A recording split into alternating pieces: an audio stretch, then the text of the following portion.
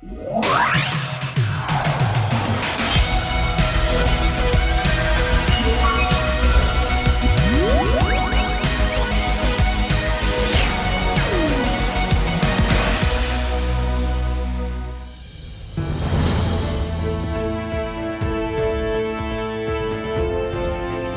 안녕하십니까? 박상규입니다. 이 방송은 유튜브 KTV 뉴스에서도 실시간으로 보실 수 있습니다. 윤석열 대통령이 체코 프라하에서 파벨 체코 대통령과 정상회담을 갖고 24조 원 규모의 원전 수출을 내년 최종 계약까지 챙길 것이며 미국 기업과의 분쟁은 원만히 해결할 것이라고 밝혔습니다. 뉴스위크가 선정한 세계 병원 평가에서 삼성 서울병원이 암병원 3위를 차지하는 등 우리나라 병원들이 대거 상위권에 들어갔습니다. 정부는 추석 연휴에 한시적으로 올렸던 응급실 수가 연장을 검토하고 있습니다. 레바논에서 삐삐라 불리는 무선 호출기와 무전기가 원격 조종에 의해 대거 폭발해서 수천 명의 사상자가 발생했습니다. 누가 왜 어떻게 이런 일을 벌였는지 자세히 짚어보겠습니다. 먼저 정동욱 중앙대 에너지시스템공학과 교수, 박성원 서울신문 논설위원 모시고 얘기 나누겠습니다. 어서 오십시오. 네, 감사합니다. 네. 안녕하십니까. 윤 대통령은 체코 현지 시간 19일 수도 프라하에 도착하자마자 공식 환영식, 파벨 체코 대통령과의 단독 그리고 확대 정상회담, 공동 기자회견으로 이어지는 숨가쁜 일정을 소화했습니다. 먼저 영상으로 보겠습니다. 대한민국과 체코가 호혜적 협력을 확대하고 전략적 파트너십을 강화해야 한다는 데 의견을 같이 했습니다.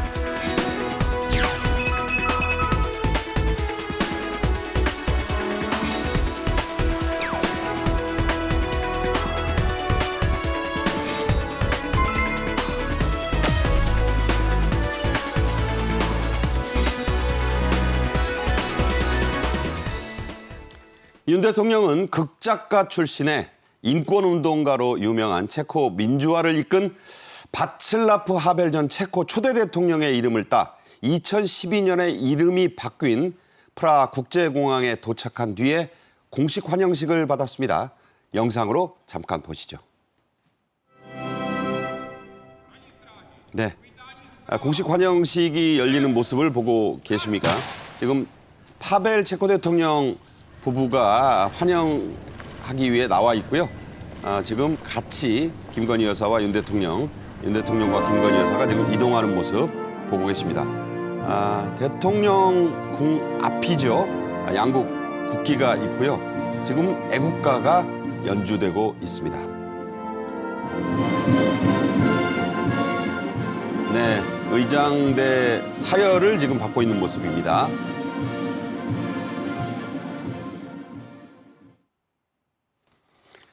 윤 대통령의 체코 공식 방문은 2015년 박근혜 전 대통령 이후에 우리나라 대통령으로는 9년 만이네요. 예, 그렇습니다. 어제 19일부터 22일까지 2박 4일간 이루어지는 윤 대통령의 이번 체코 방문은 2015년에 박근혜 대통령이 우리나라 대통령은 처음으로 체코를 공식 방문한 이후에 9년 만인데요. 그리고 특히 내년이 이제 한 체코 수교 35주년이고 네. 또 전략적 동반자 관계가 구축된 지 딱 10년 된 해입니다. 그러니까 내년이요? 예, 그렇습니다. 그래서 이번에 아주 현안인 원전을 비롯해서 여러 분야의 협력이 전면적으로 강화되는 그러한 방문이 될 것으로 예상이 됩니다.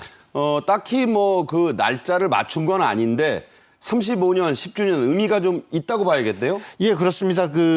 우리가 이제 10주년의 경우는 특히 이제 아주 긴밀한 전략적 동반자 관계가 구축되어서 여러 분야의 협력이 강화되는 계기고, 아시다시피 이제 90년에 체코와의 수교가 이루어진 이후에 35년은 특히 체코는 많은 유럽에서도 중앙에 위치하면서 제조업 이런 부분에서 아주 강한 중심에 성장하고 있는 경제거든요. 네. 이런 분야에서의 원전을 계기로 한 경제 분야의 전면적 협력, 그리고 안보 방산 분야까지 아마 두루 이번이 협력이 강화되는 그러한 방문이 될 것 같습니다.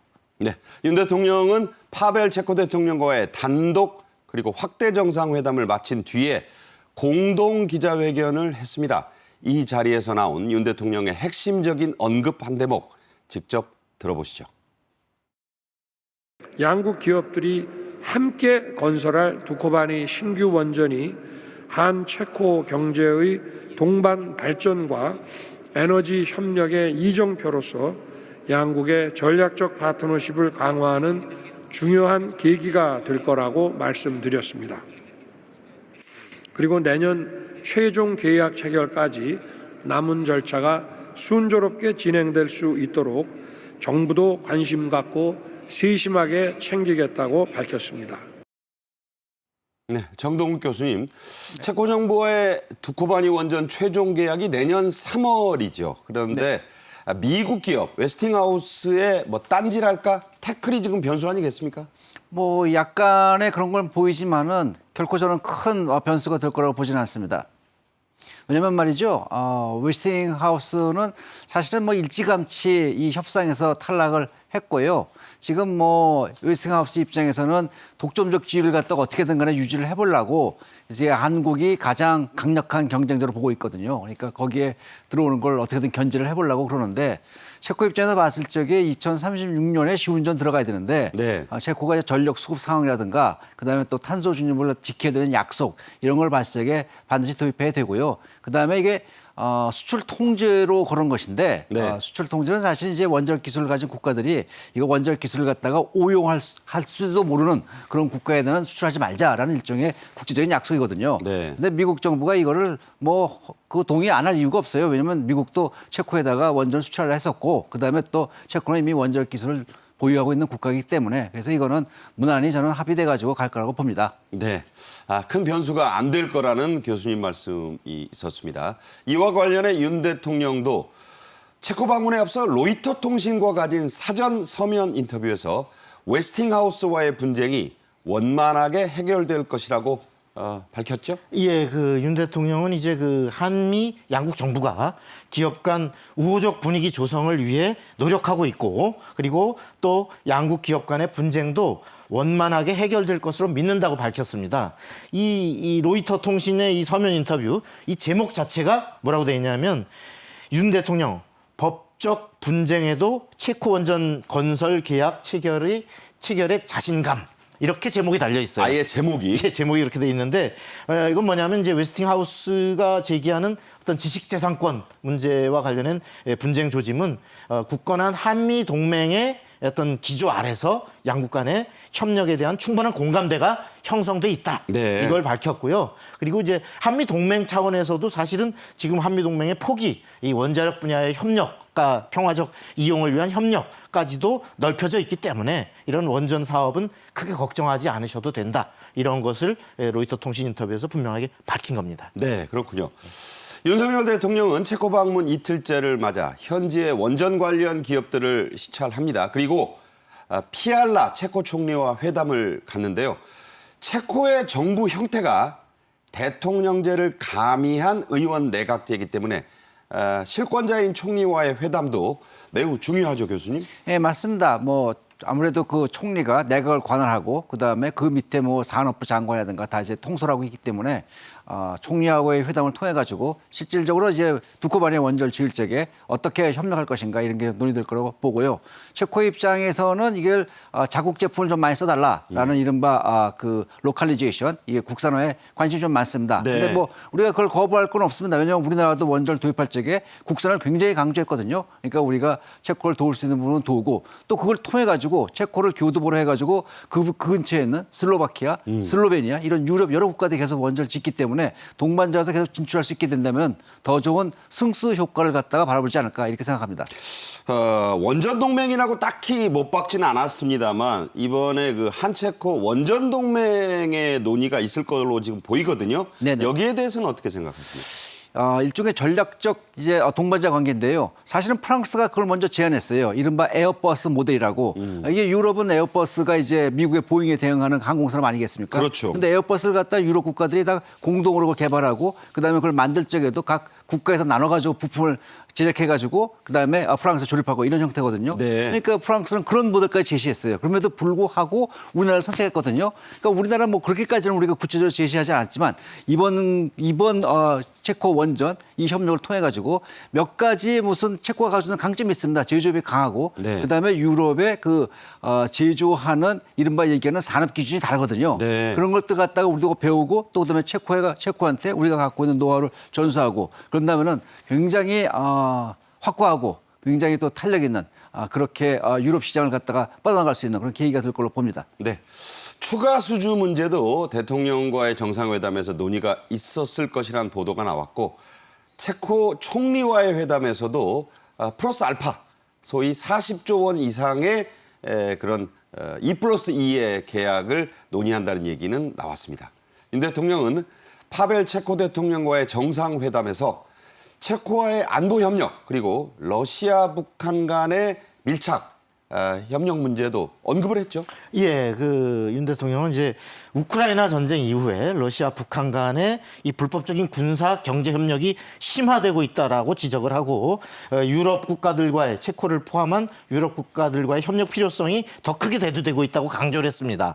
그리고 북한의 이런 계속되는 핵 미사일 개발 그리고 러북 간의 불법적인 군사 협력에 대해서 체코 정부와 공동 대응 방안을 모색해 나가고자 한다라고 밝혔습니다. 특히 이렇게 레드라인, 러시아가 북한과 협력하면서 레드라인을 넘어설 경우에 어떻게 할 것이냐라는 문제에 대해서 기자 질문이 있었어요. 예, 질문에 대해서 가정을 전제로 대답하는 것은 적절치 않다라고 하면서도 일단 신중한 입장 보이고 하면서도 분명하게 뭐라냐면 우리의 안보를 위협하면 대가가 따를 것이라는 것을 분명히 하고자 한다라고 밝혔습니다. 그렇군요. 윤 대통령은 이 공동 기자회견에서 두코바니 신규 원전 사업을 계기로 해서 첨단 산업 육성 또 에너지 기후 위기 대응을 위한 전략적 공조 확대도 언급했습니다. 직접 들어보겠습니다.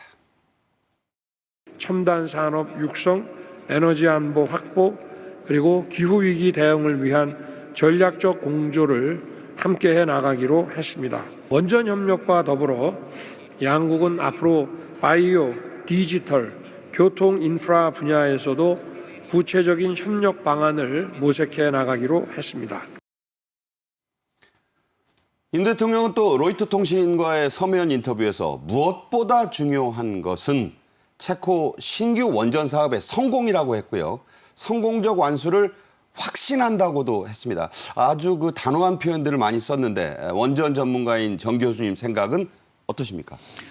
이 체코 정부가 우리나라를 이제 우선 협상 대상자로 이제 발표를 하면서 여러 가지 얘기를 했지만은 여러 가지 면에서 뭐 우리나라가 뛰어났다는 말을 했지만은 그 중에 한마디 말씀하신 게 뭐냐면은 한국이 제시한 것이 가장 믿음직스러웠다. 이 말이 중요합니다. 왜냐하면 2036년까지 체코는 원전을 도입해야지만이 자국에 필요한 전력도 공급할 수가 있고요. 네. 그다음에 탄소 중립을 약속한 것도 맞출 수가 있거든요. 근데 그걸 맞출 수 있겠다고 여러 나라가 제시를 했지만은 보아하니까 한국이 가장 확실하고 그다음에 우리가 그걸 맞출 수 있는 그러한 그 트랙 레코드, 과거 경험이 있더라. 그래가지고 우리한테 줬거든요. 그러니까 2036년에 2030년 시운전 들어가서 2038년에 상업운전 가동하는 데 있어가지고는 아마도 뭐 큰 문제 없이 해낼 것을 저는 굳게 믿습니다. 네, 굳게 믿으신다.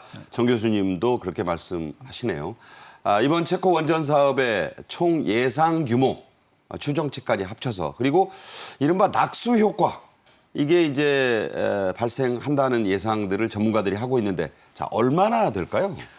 총액 규모가 얼마 될지는 이제 구체적으로 이제 계약을 해봐야 되겠지만 일단 두 기만 아직 협상하게 돼 있으니까 두 기는 이제 플러스고요. 그러면 대략 최대 24조 원 규모 내에서 이제 협상이 될 텐데 뭐 상당하죠. 그러면은 앞으로 향후 한 10년에 걸쳐 가지고 그 정도 된다면은 연간 뭐 2조 이상 되는 돈들이 이제 우리나라로 이제 오겠다는 것이거든요. 매년 그것도. 그렇죠. 매년 그렇게 되죠. 근데 이것이 이제 뭐 체코 자국 내에서 무슨 건설 시공 같은 건 아무래도 뭐 체코 현지 인력을 쓰고 뭐 현지 뭐 그 건설 업체 같은 걸 좀 쓰겠지만은 기자재 특히 제작하는 거에 있어서는 우리나라가 많이 가져올 거거든요. 그러니까 그 상당 부분이 올 거라고 보고요. 1조면요 연봉 1억 되는 우리 그 근로자들 10,000명에 달하는 인건비에 해당해요. 그러니까 연봉 1억짜리 10,000명의 만 명에 연봉이. 달하는 그러니까 그게 1조면요. 근데 대개 2조 떠진다 본다면은 1조는 뭐 재료비 쓴다 하고 1조는 뭐 이제 인건비 쓴다 하면은 그게 거의 10년 넘게 이렇게 간다는 건 뭐 대단한 규모죠. 사실은. 어마어마하네요. 대단한 규모죠. 그러니까 뭐 앞으로 이제 우리나라 원전 산업이 있어가지고 시설 투자를 걱정해야 되지 일거리를 갖다 걱정할 입장은 아닌 것 같습니다. 네. 연봉 1억 원짜리 근로자가 10,000명이다.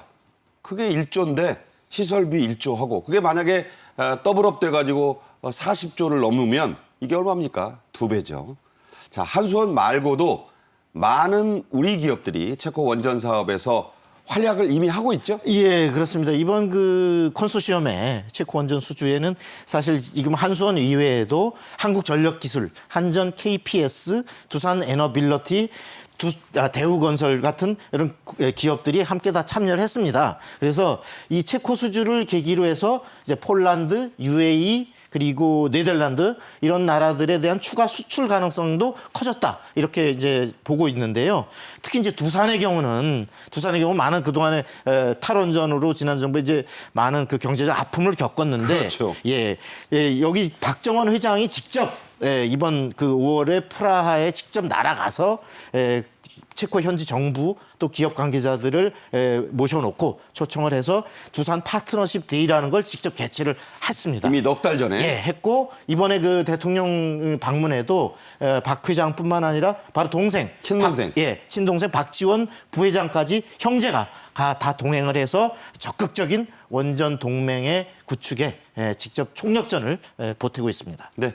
이미 말씀드린 대로 4대 그룹 총수가 모두 가 있고 중소기업, 중견기업 대표까지 하면 60여 명 선의 대규모 경제사절단이 윤 대통령을 동행하고 있습니다. 태클이라고도 하고 딴지라고도 하는데 미국 웨스팅하우스가 먼저 걸었지만 세계 2위의 원전 강국에다 체코와 같은 EU 회원국인 프랑스를 우리나라가 마지막 경쟁에서 이 꺾은 제친 비결 뭘로 보십니까? 우리나라는 말이죠. 100%이 공급망을 갖추고 있어요. 세계에서 이런 나라 없습니다.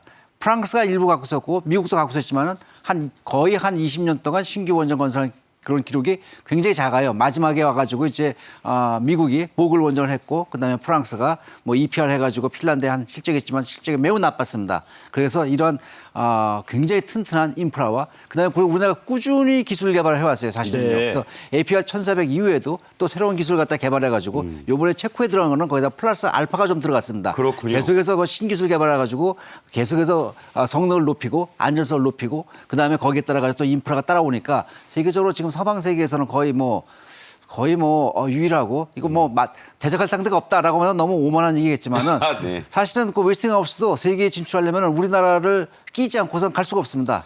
수십 년 전에 비하면 역전이 됐네요. 지위가 완전히.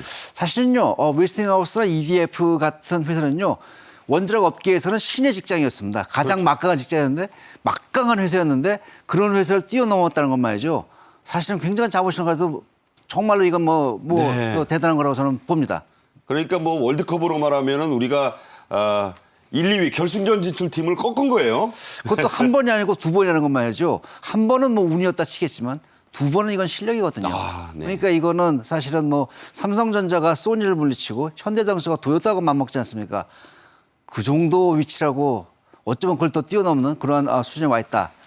라고까지 말씀드리기는 제가 좀 부끄럽습니다만은 네. 하여간에 뭐 대단한 실적이다라고 말씀드리고 싶습니다. 그렇지 않죠. 말씀하신 대로 한 번은 우연일 수 있지만 두 번 꺾은 건 정말 실력이라고 볼 수밖에 없습니다. 자, 이번 체코 원전 수출로 관련된 다른 산업 일감도 많이 확보했다는 발표가 나왔습니다. 이번 수주에 따른 이른바 연관 효과가 지금 기대될 텐데 얼마나 예상하십니까? 지금 그걸 추정하기는 뭐 쉽지는 않습니다만은 이제 전후방 효과를 보게 되면은 후방 효과는 뭐냐면 이제 제조업들이거든요. 제조업들인데 제조업에 주는 파급 효과가 클 거고요. 그 다음에 이어가지고 사실 이제 유럽 지역도 큰 시장인데 유럽의 진출이 이번 기회를 통해 가지고 이 제조업 분야에서 많이 갈 거라고 봅니다. 왜냐하면 유럽이라는 데는 이제 기술 장벽이 좀 있는 나라거든요. 있는 국가들인데 그걸 이번 기회에 유럽의 그 사업 환경 그다음에 유럽의 기술 조건 이런 걸 습득해 가지고 나가게 되면은 상당한 그 플러스 효과가 있을 거라고 봅니다. 그 전기 요금 때문에 뭐 전 정권 얘기하기는 좀 그렇지만 한전 적자가 엄청 쌓였잖아요. 그렇죠.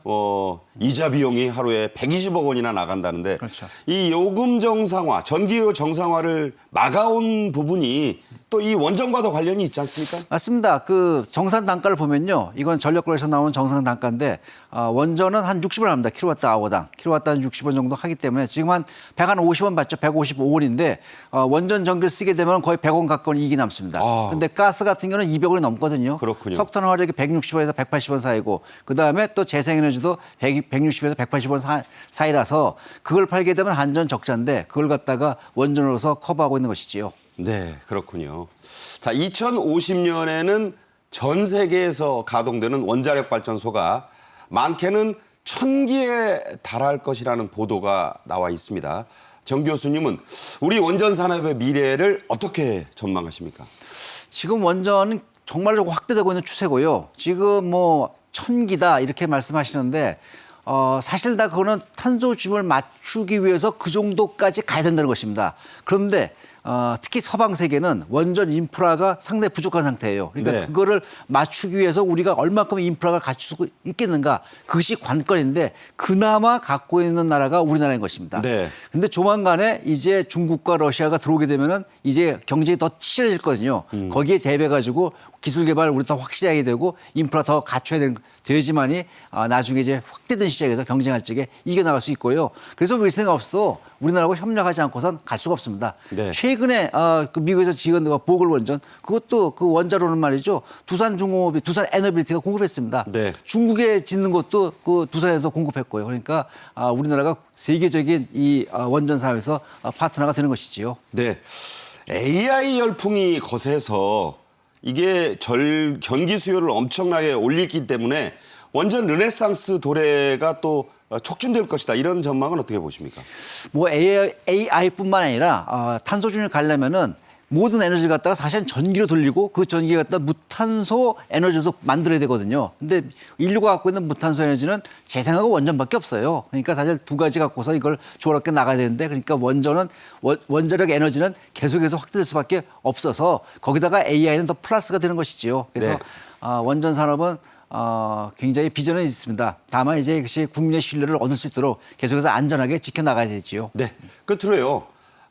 우리나라가 글로벌 원전 시장의 주역이 되려면 자, 어떤 노력들이 또 정책적으로 뒷받침돼야겠습니까?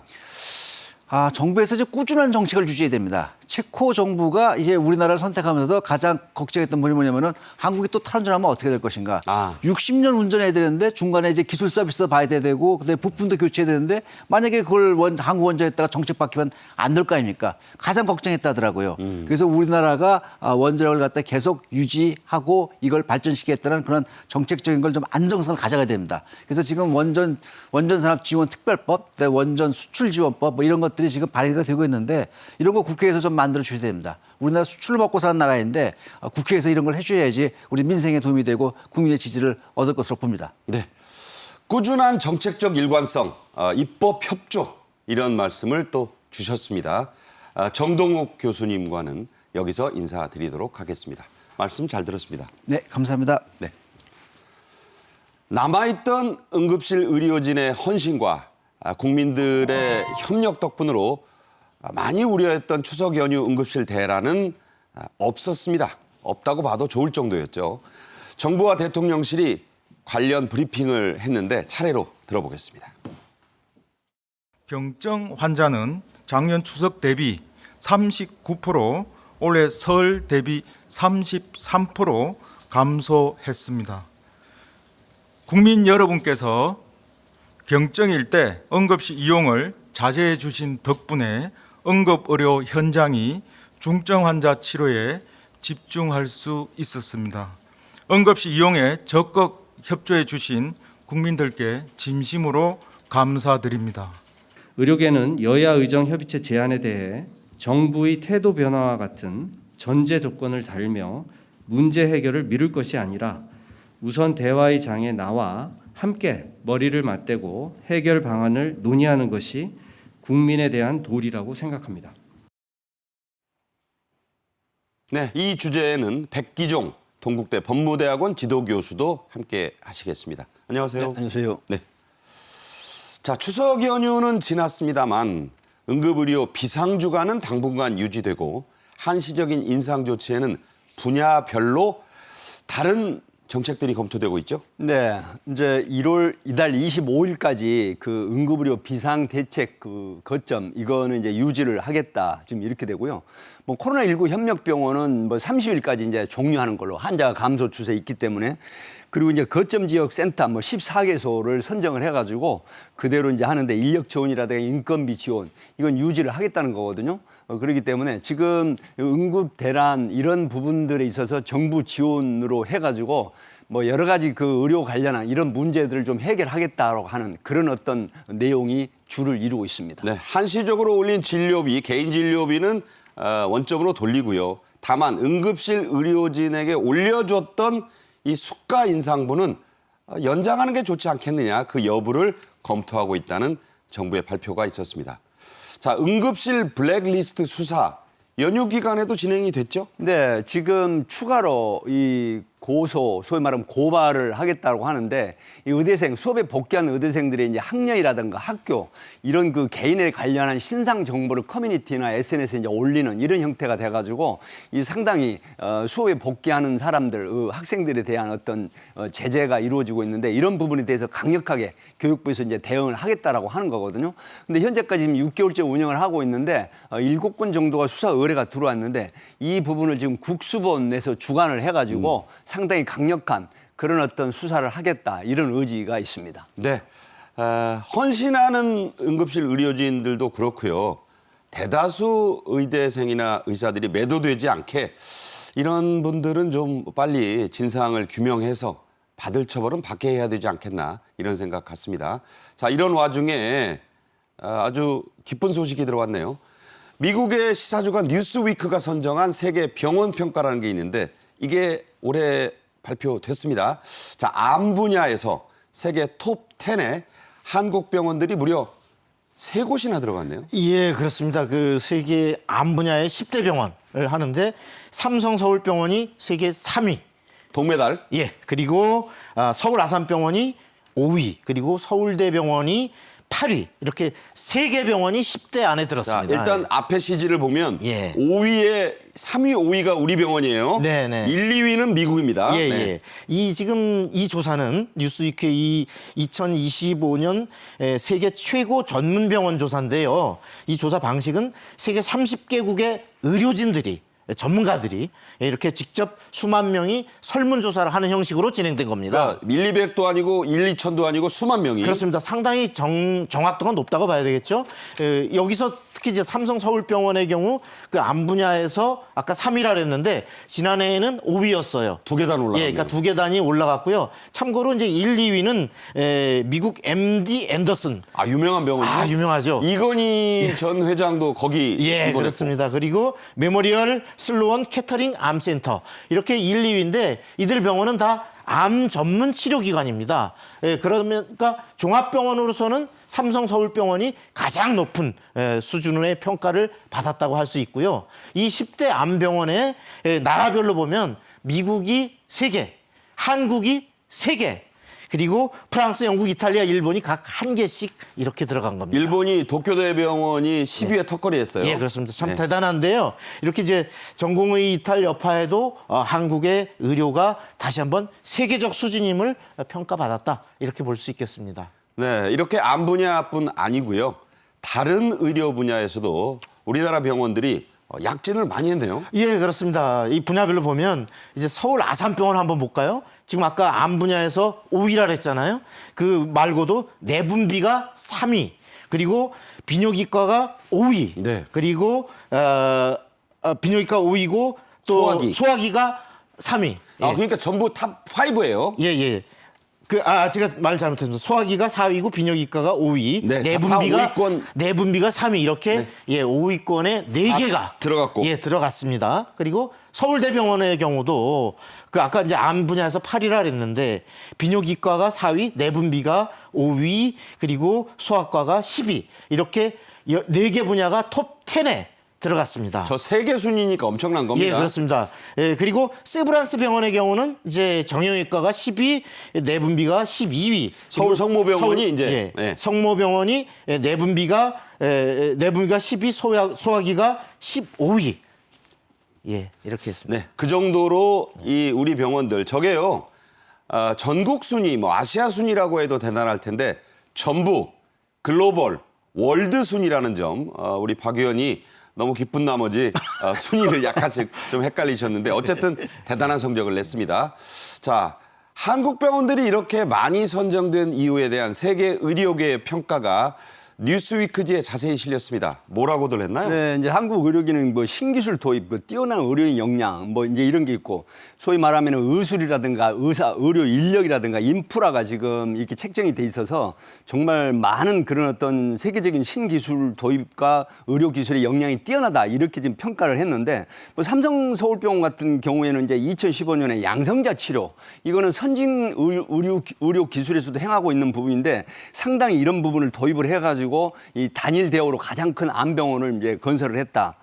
이런 얘기고, 아산병원 같은 경우는 국내 최초 대동맥 그 판간 치안술이라고 이제 성공률이 99%인데 거의 다 성공시킨다는 거예요? 이제 이런 부분이 세계적인 의료진과 비교를 해보면은 정말 그 으뜸이다고 할 정도로 뛰어난 이런 부분이기 때문에 정말 글로벌 어떤 메디칼 의료 기술이라고 하는 부분이 한국을 넘어서 세계적인 의료 기술이다. 그래서 정말 애국의 유명한 뭐 이제 일화가 있었죠. 뭐 두바이 왕세자 이런 분도 와가지고 치료를 받았고 이런 어떤 한국 의료 기술을 세세히 디테일하게 이렇게 보도를 했습니다. 네.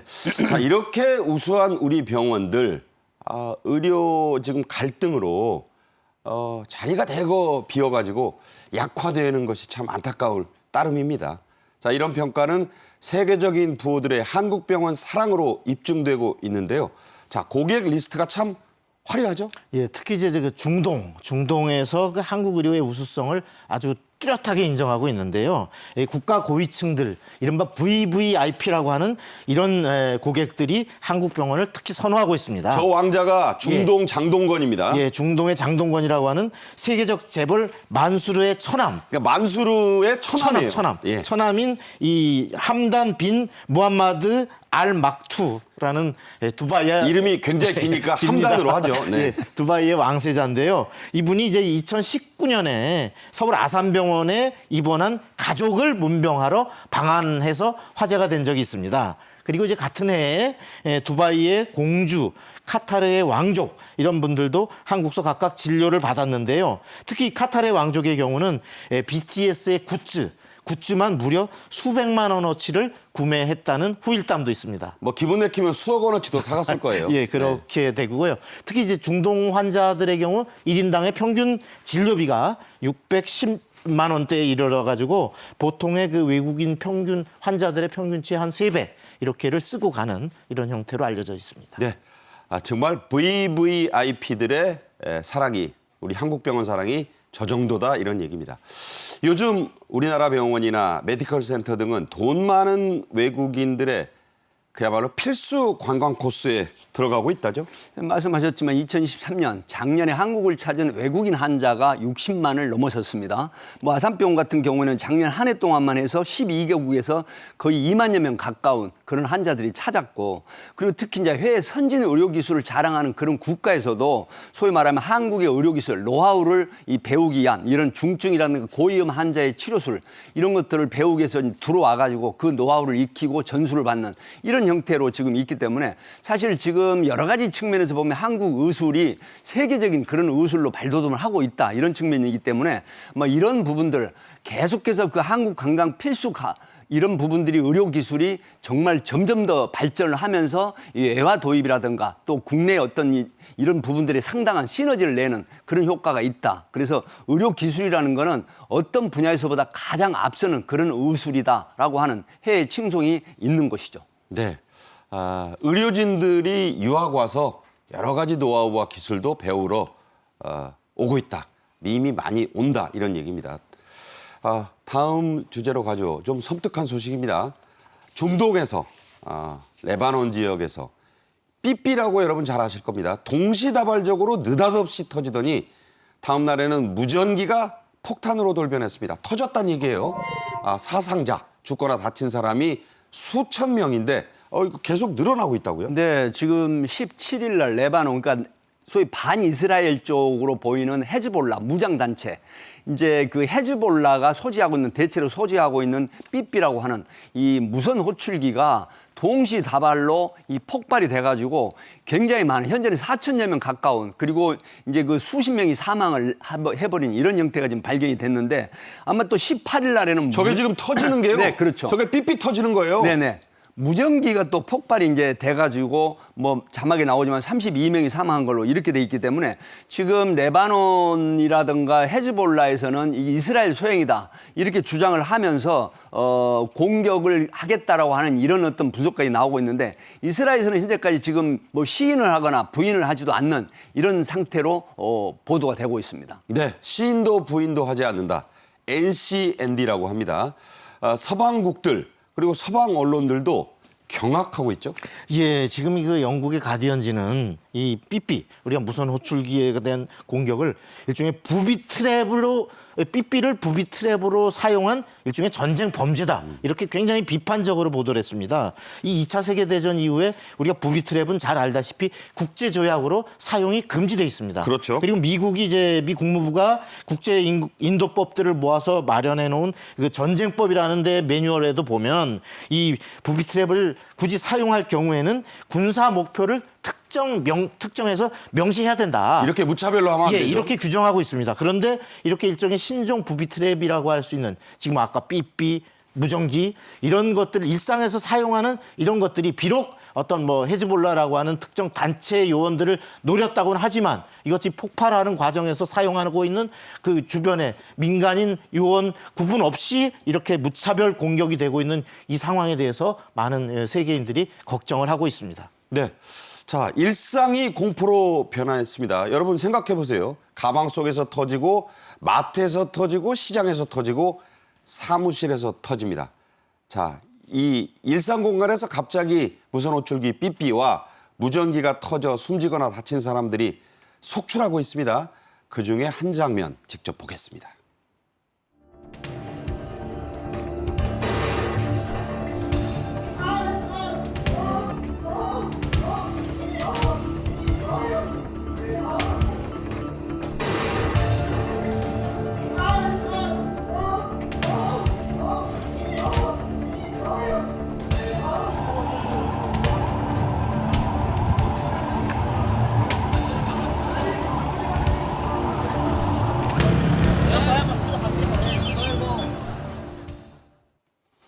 네, 보셨죠? 이스라엘의 소행이냐 아니냐 말들은 많지만 갑자기 마트에서 터져서 저 비명 소리 얼마나 처절합니까? 자, 이스라엘 당국과 정보기관 모사드가 배후로 지목은 되고 있습니다. 특히 주목받고 있는 비밀 부대가 있죠. 네, 8200 부대라고 해서 이스라엘 정보국 산하의 단일 대우로는 굉장히 수천 명이 지금 결집이 돼 있는 그런 어떤 구성원이 있는 부대인데, 이 부대에서 1년 전부터 현재까지 지금 그 로이터 통신이라든가 외신 보도에 따르면 1년 전부터 준비를 했다라고 하는 이런 얘기가 나오고 있거든요. 그렇기 때문에 보통 18세에서 23세까지의 정말 우수한 그런 인재들을 선발을 해가지고 적응력이라든가 상황 판단 이런 부분들에 대해서 이 트레이닝을 시켜가지고 이런 어떤 그 훈련을 시킨 후에 지금 이런 작전을 이제 시작을 했다 이렇게 나오는데, 여기에 지금 이스라엘에서는 앞에 말씀을 드렸지만 시인도 부인도 하지 않고 있는 상태이지만 여러 가지 측면에서 보면은 이 이스라엘 당국이 모사드의 산하 부대인 8200 부대가 이걸 했다 이렇게 지금 나오고 있기 때문에 이 부분들은 향후에 이제 어떻게 나올지 모르겠지만은 여러 가지 그 종합해 보면은 8200 부대라고 하는 부대가 이걸 작전을 수행을 하고 이 결과를 나오게 했다 이렇게 지금 보고 있습니다. 네. 10대, 20대의 아주 그 머리 회전이 빠른 청년들 위주로 구성되어 있는 그런 부대라고 합니다. 자, 이 부대는 손바닥보다 작은 삐삐로 최대 살상력을 내기 위해서 터지는 순간까지 매우 세심하게, 영어로 디테일하게 설계가 됐다죠? 지금 이제 이게 여러 가지 얘기가 나오고 있는데, 이 삐삐 무선 호출기에 어떻게 장착을 했느냐 지금 이게 지금 관건이 되고 있거든요.